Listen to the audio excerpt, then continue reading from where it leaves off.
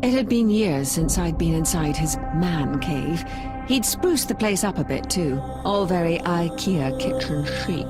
Still, if I'd been thinking of moving in permanently, and the thought did cross my mind, I'd have to get rid of that overstuffed library in the corner. So many tales from throughout time and space, from all the many corners of the universe. Some about him, some about me, and even some about those pesky little humans he encourages to fawn over him. No, they'd all have to go.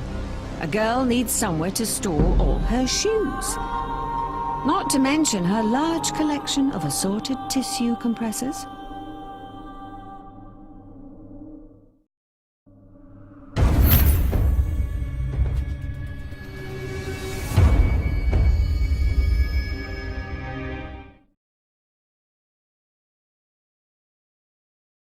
Of all the places on this miserable dust bowl of a planet, Montmartre is perhaps the most tolerable. Although, in this era, I find it's lost much of its appeal. The 18th century, those were the glory days. Back then, it was a place of sheer possibility, of decadence and excess, where you could get away with anything you wanted. And I usually did. At least until he showed up.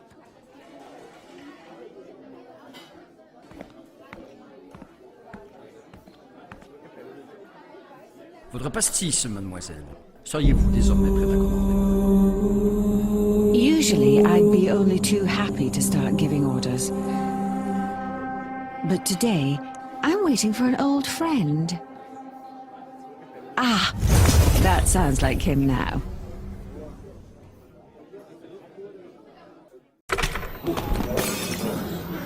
It's all right, everyone. Remain calm. He's a doctor. Although, judging by the look of it, I'd advise you all to avoid the fish. He'd made a right mess of the place.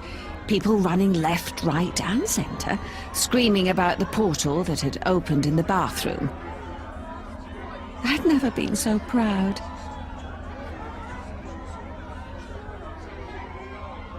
Not that he looked at all pleased to see me, as I helped him up and dusted down his lapels. He was all, "What are you doing here?" And, "You're the reason these Tyrellians are chasing me, aren't you?" I might have taken umbrage, but he does look so fetching when he's cross. Tyrellians? But aren't they a race of librarians or bookkeepers or something equally as boring? "Oh no," said the doctor. "They're anything but boring."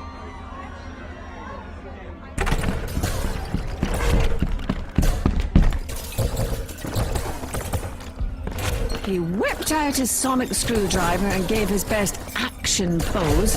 I love it when he does that.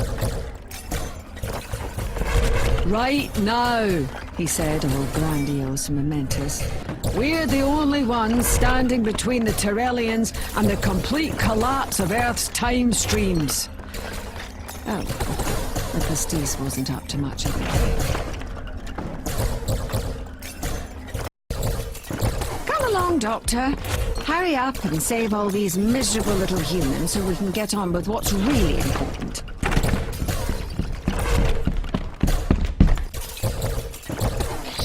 That's when he gave me the eyebrows. He'd been practicing too. Today, they looked particularly severe. "Don't you get it?" he said through gritted teeth. "They keep winning. No matter which way I turn, no matter what I do, they're always there."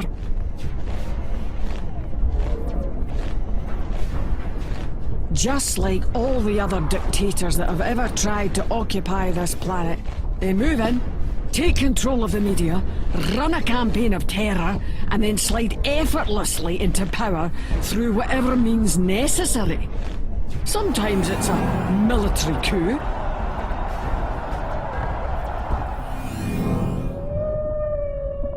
Sometimes they engineer a global catastrophe.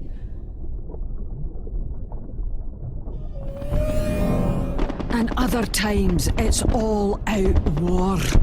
They're using reality-bending technology to interlace different time streams, forcing the present to snap to a succession of alternative timelines in which their invasion is successful. Oh, come on, Doctor. You've fought wars before. You know how to do what's necessary. Well, that certainly seemed to rattle his cage. Missy, I'm asking for your help. Now, that's a rare thing.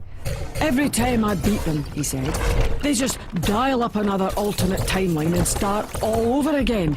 I need to find a way to stop them. I can't do this alone. Well, I said, if it helps you get your wriggle on. Ugly brutes, aren't they? I wonder what's hiding behind those masks. Now, stop hiding your light beneath a bushel. Oh, well, yes, I take it back. I can see where you're coming from with the masks now. Pop it back on, would you? This isn't working! He was getting grumpy now. Any minute he was going to start off on one of his lectures, giving forth on the virtues of peace, trying to reason with the monsters. I needed that like I needed the end of the world. Look, you do your thing. Get into their systems and shut it all down or whatever. I'll hold them off. Once again, he did his thing. Took control of their system, reasserted the timelines, switched everything to a timeline where he wins, because if you haven't noticed, he does like to win. Now I have to cope with Mr. Smoke for the next half century. Oh, why the long face? Sad that your little game is over. It's not over, he said, performing his usual trick of sucking all the joy out of our little victory. Unless we can find a way to destroy their technology, it's just a temporary reprieve.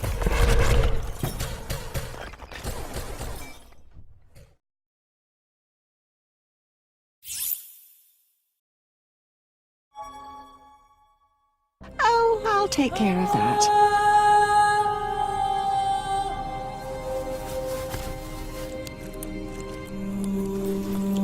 Ooh, I do love this bit.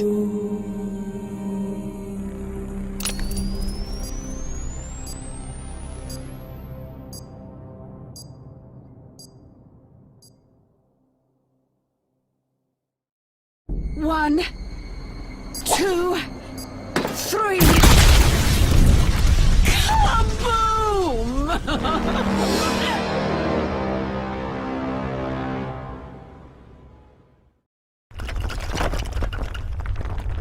There. Problem solved. The Doctor is never satisfied, though. I'd already saved his precious little planet, but now he wanted me to help him save a handful of useless humans, too. Ah, Paris! City of romance, city of art, city of death. Well, that was invigorating. I can see now why he likes this sort of thing. But that's enough playing now. You see, the thing is, Doctor, this time, I need your help.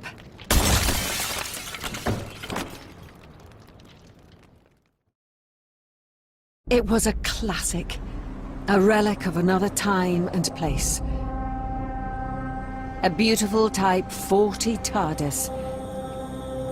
His beautiful Type 40 TARDIS. Or at least the one he'd stolen all those many moons ago. I took a deep breath as I placed my hand on the door. I loved the smell of the old machine, the gentle vibration of the wood. It reminded me of so many adventures, back when we'd both worn different faces, back when we were different people altogether. Asking the Doctor for help wasn't something that came easily to me. In fact, the very idea of it turned my stomach. On rare occasions, though, one has to swallow one's pride. Even if it does have a tendency to stick in one's throat. It wasn't something that seemed to sit well with the Doctor either. I could tell that he thought I was up to something. Perhaps I was. But this was one of those rare moments, and we'd had a few over the years, where our interests temporarily appeared to align.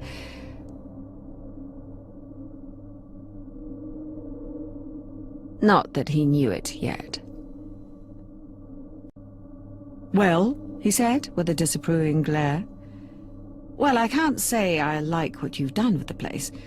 Where are all the roundels? And the hat stand? Dear me, Doctor. Did you lose all sense of taste when you last changed your face?" "Missy," said the crotchety old spoilsport. "start talking. What's all this about?" All right. But you're not gonna like it. The thing is, Doctor, I finally found a place where I was happy. The planet Vartigan. A backwater paradise, where no one asked any awkward questions, and a wee Gallifreyan could find herself getting up to no end of mischief. You should have seen it, Doctor. The schemes I engineered. Keep your eyebrows on. I'm getting to the good stuff. I'd been there for nearly a century when the lights fell out of the sky. It was just like Pandorath during the height of that miserable old Time War. Standing there, looking up at these tumbling stars, knowing what would follow, what these lights would bring. The coming of the Daleks. I was minding my own business. Well, minding someone else's business. Torturing them, if you must know, when the Daleks arrived. I couldn't believe the gall of the monstrous little pepperpots. This was my town, my planet, and here they were, trying to muscle their way in. I wasn't about to stand for it, I can tell you. So I fetched out a quaint little grenade launcher I'd been saving for a special occasion, and decided to show them exactly who was boss. But there were too many of them.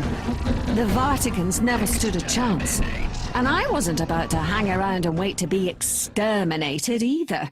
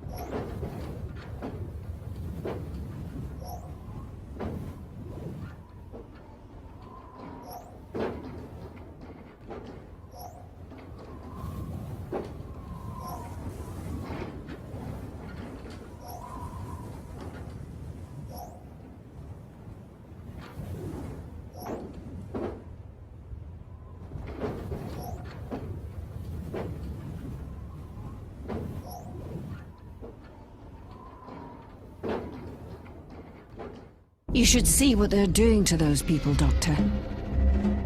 They've been taking them into those domes for processing. First, they're plunged into tanks of some kind of amniotic gloop in which they're forcibly mutated in order to better fit inside the Dalek travel machines.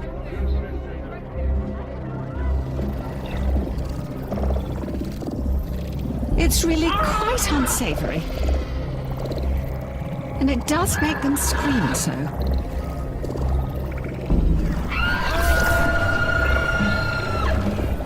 Next, their wriggling little mutant bodies, or rather, the bodies of those that survive, are wired into Dalek shells, their nervous systems overloaded so that they're kept in a constant state of agony. By this point, of course, they're already being driven quite insane, so it's only a small matter to push them completely over the edge.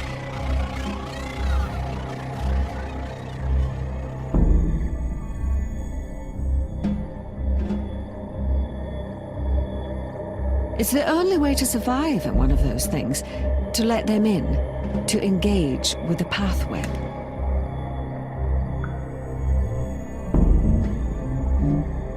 To start thinking like a Dalek. There's no turning back for these people, Doctor. By the time they come out of those domes, they're as much a Dalek as anything that ever left Skaro.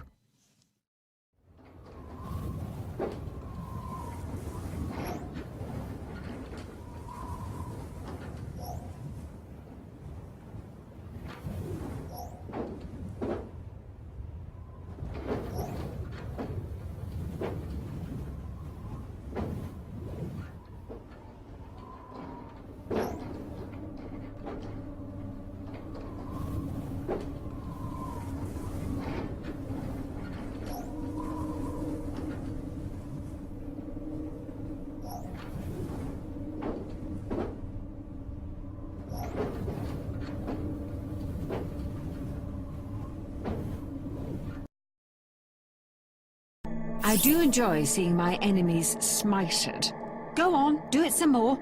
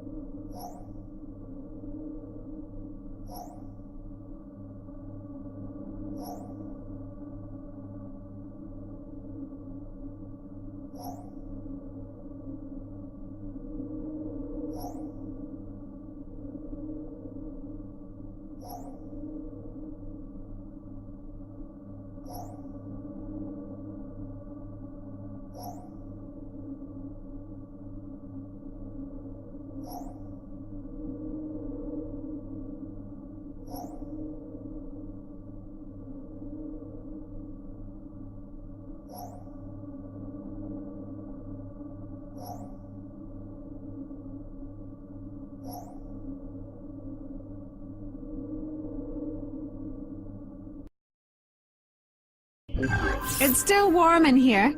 Feels a bit like tepid blancmange served in the unit cafe in the 70s. Or was it the 80s?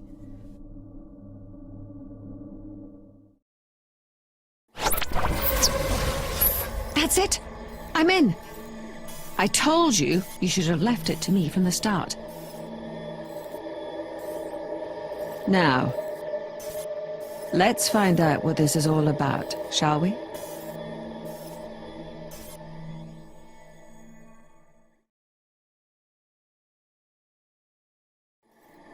I can see it all. Every moment of Dalek history. Every single tiny thought. All of it encoded, processed, analyzed, and stored. Their entire existence documented as a living, evolving system.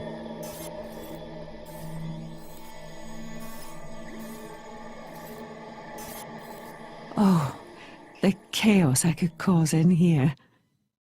There's a file here on you, Doctor. So tempting to take a peek. And there's little old me, too. Best avoided, I think. In my experience, it never pays to read your own reviews. Now, what's this? Ah, a ghost in the system. A festering little node of corruption nibbling away at the system from within. Freya. Frey. Ah. Sounds like a brand of carpet cleaner. It's a construct, An entity. No, its memories are unfolding. It's a child. A human child. What's it doing in the Dalek pathweb? Doctor, this can't be right. Doctor?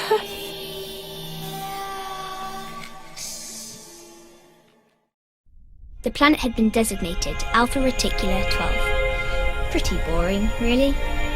Probably the work of some cranky old astronomer, cataloguing distant worlds from the safety of his observatory on Earth. Mum told me it didn't really have a proper name, because no one had visited it before we arrived. Of course, I was only a baby back then, but Mum and Dad decided to call it Frasier. I'm sure you can guess why. Not that I ever let it get to my head. Frasier. It had a nice ring to it, and Mum and Dad seemed to like it. They were amazing people, driven by a thirst for knowledge.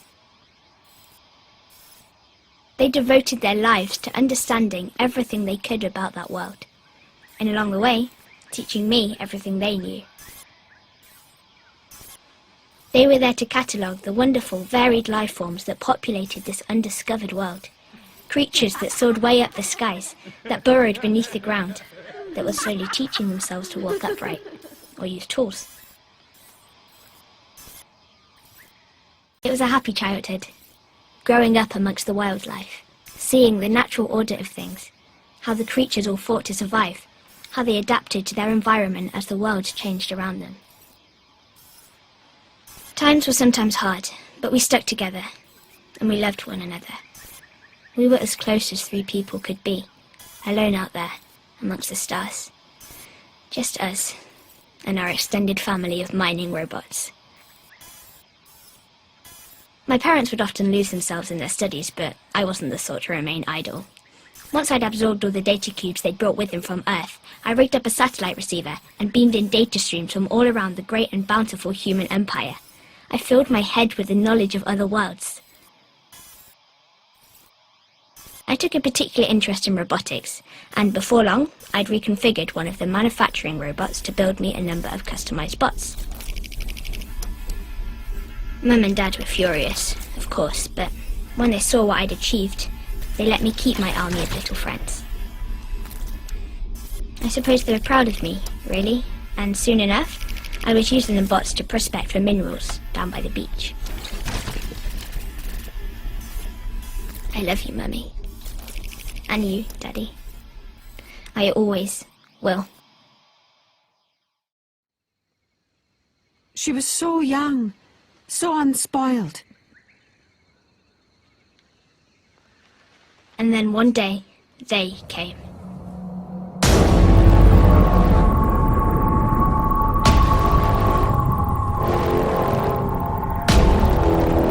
Unannounced, unwelcome, roaring out of the sky, the only other spaceship to ever breathe the atmosphere of our beautiful little world. Doctor? Doctor?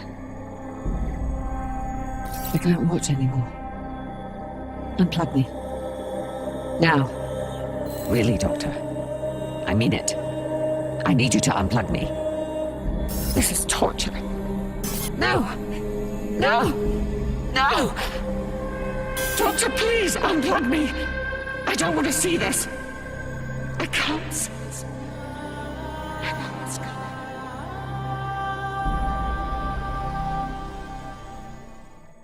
It was such a beautiful world. But I learned from an early age that beneath even the most pretty flower lurked an insect with a sting.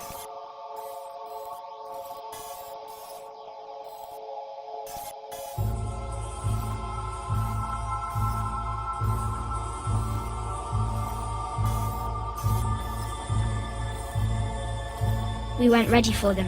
My parents could never have imagined the horror that came for us. They were too good, too kind. But I knew that these monsters would never stop.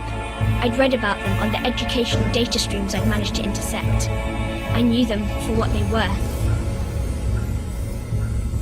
Daleks.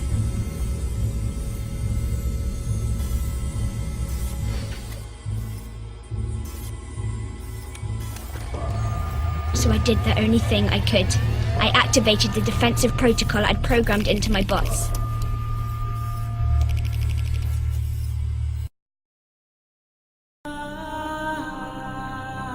Well, fancy that. She's a smart cookie, that one. If she wasn't half Dalek, she'd probably fit right in as one of your little disposables. And before you pull that stern face and ask me what I'm blathering on about, I'll tell you. The scanner is detecting Time Lord technology. She's really got into the swing of this assimilation lark. She's heading for Earth. But it's not the era you're expecting.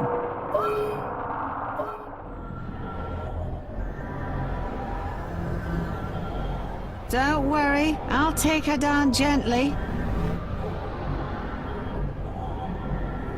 Unlike you, I know how to treat a lady.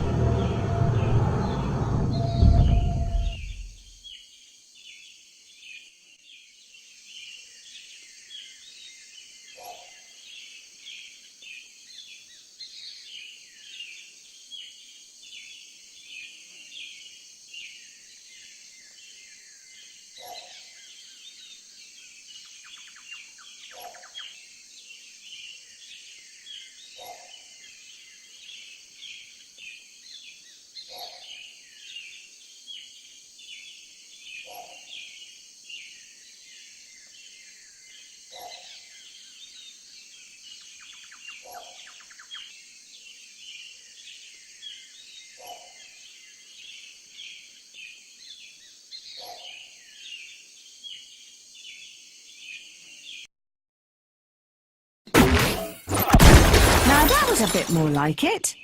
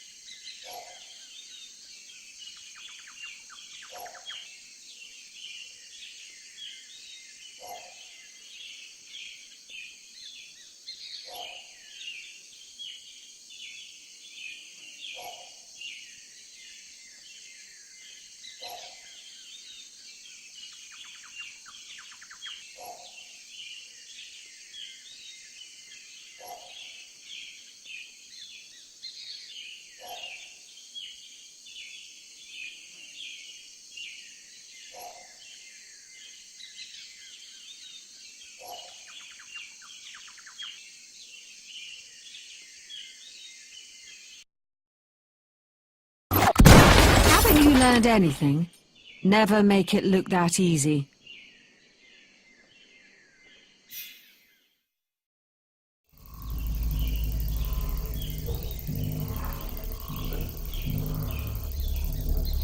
I'd never seen anything quite like the sight that greeted us as we approached that pyramid. The sky was filled with Daleks, buzzing about like deadly wasps attending their new hive. And there, sitting atop the apex of the pyramid like a grotesque idol, was an oversized Dalek. But this was no run-of-the-mill, exterminate everything in sight and declare itself superior pepperpot. It was a Dalek factory.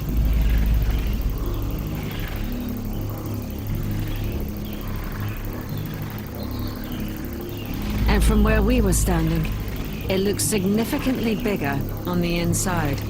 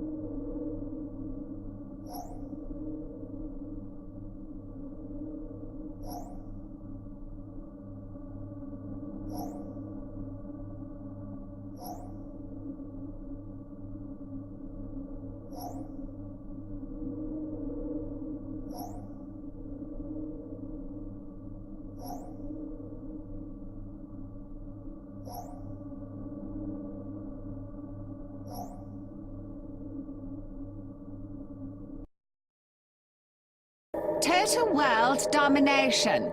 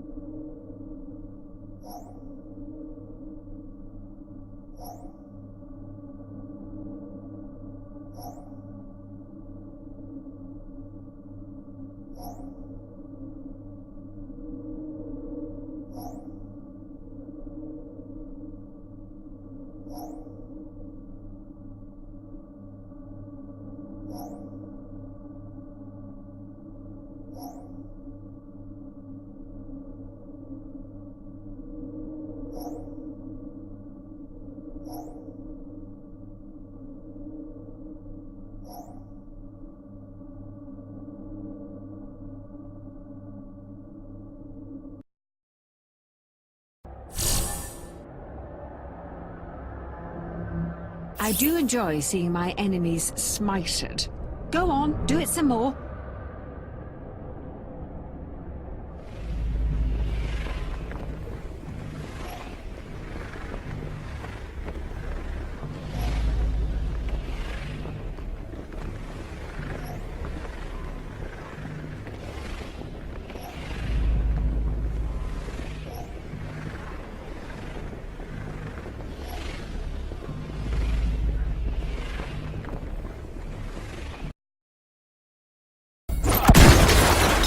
Ah, reminds me of the good old days. Caligula was a real ball at parties.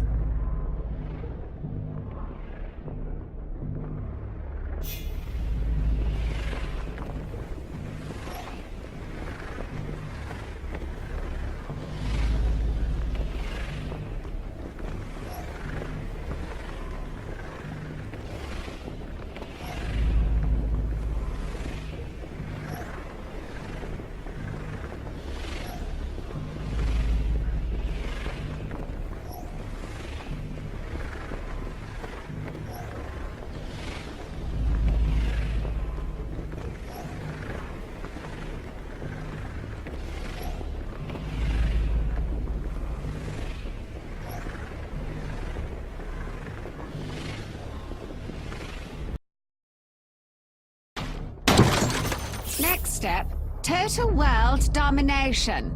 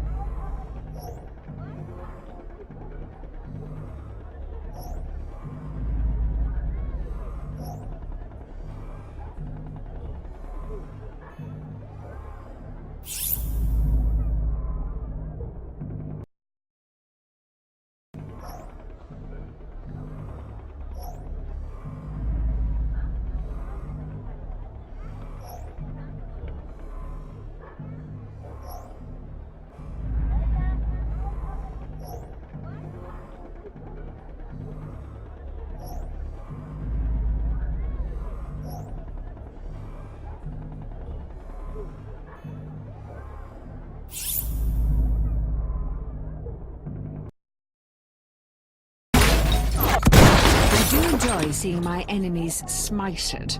Go on, do it some more.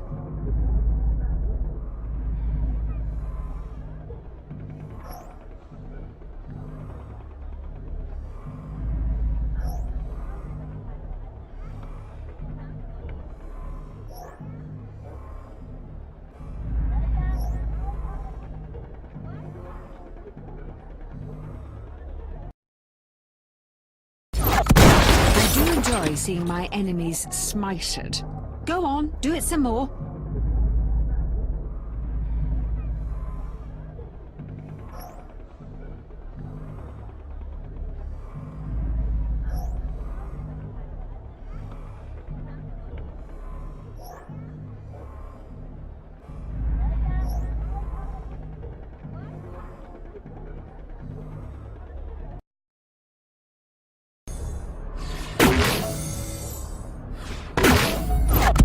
If I were a goody two-shoes like the Doctor,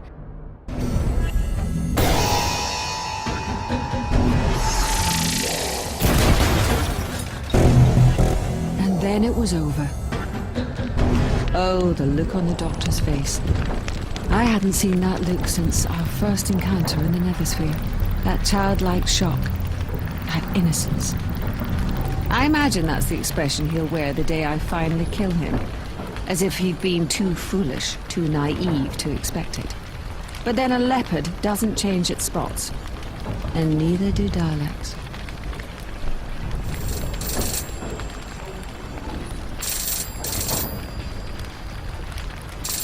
Doctor? Oh, thank goodness. We've been trying to reach you. You need to get to London right away. Things are out of control. There are Daleks everywhere.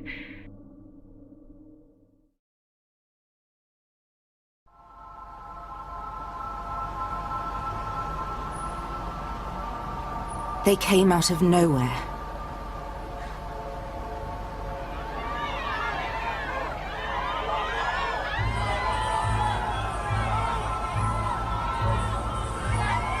Our worst nightmare.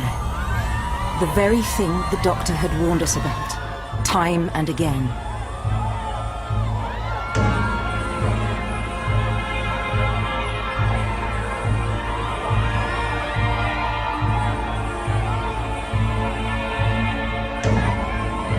The coming of the Daleks.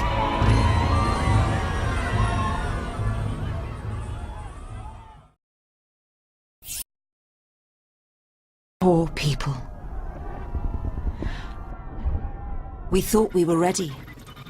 But for all the early warning systems, all the years of preparation, we found ourselves utterly powerless to stop them. Oh, don't be so melodramatic, dear. What did you expect? You're only humans, after all.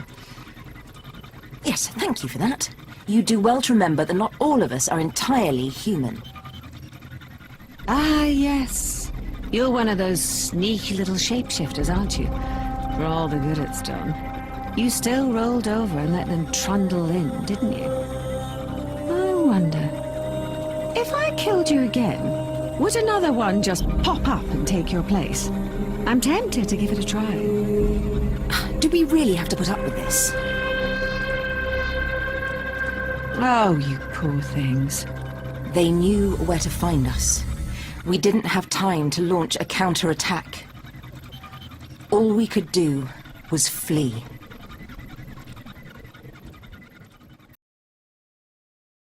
Doctor, we're picking up incoming Dalek saucers.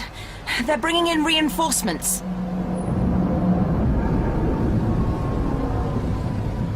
Those aren't reinforcements. Those are your worst nightmare. The Dalek Purity Squad, come to pick a fight with the upstarts.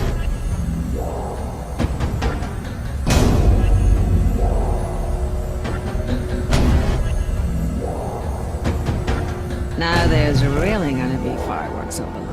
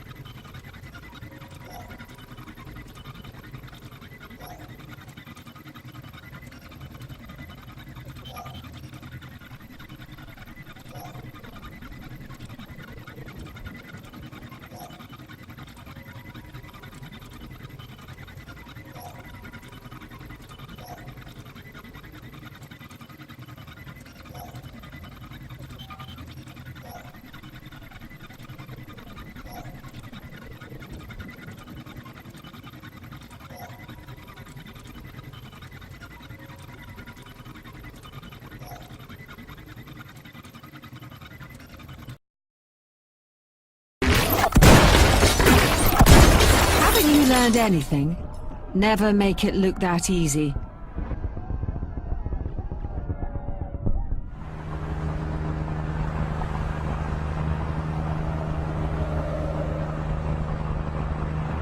He's really left me in charge of all this tech? Don't get any funny ideas. Oh, don't be so boring.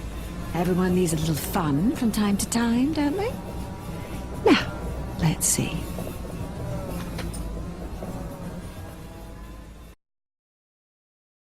Total world domination.